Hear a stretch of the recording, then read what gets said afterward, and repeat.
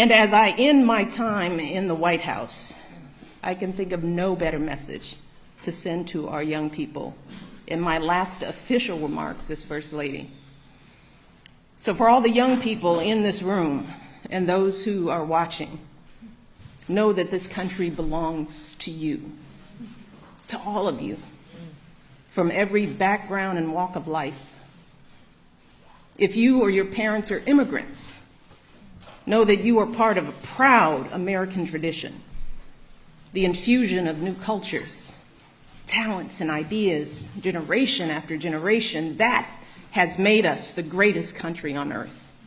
If your family doesn't have much money, I want you to remember that in this country, plenty of folks, including me and my husband, we started out with very little, but with a lot of hard work and a good education, anything is possible, even becoming president.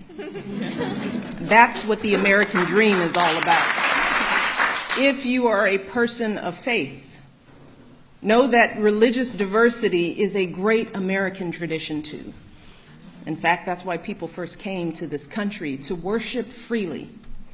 And whether you are Muslim, Christian, Jewish, Hindu, Sikh, these religions are teaching our young people about justice and compassion and honesty. So I want our young people to continue to learn and practice those values with pride.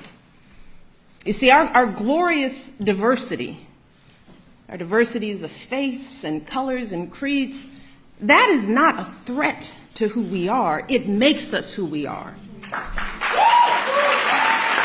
So the young people here and the young people out there, do not ever let anyone make you feel like you don't matter or like you don't have a place in our American story, because you do.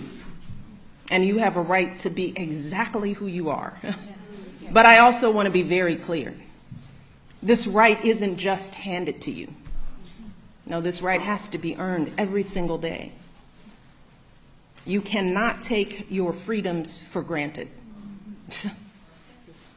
Now, just like generations who've come before you, you have to do your part to preserve and protect those freedoms. And that starts right now, when you're young.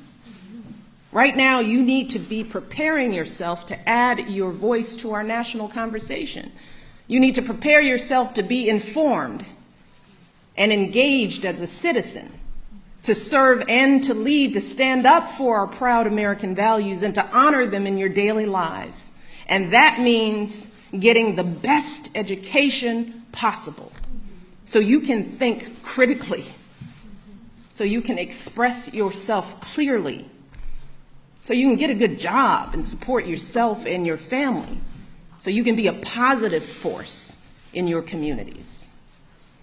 And when you encounter obstacles, because I guarantee you, you will, and many of you already have, when you are struggling and you start thinking about giving up, I want you to remember something that my husband and I have talked about since we first started this journey nearly a decade ago.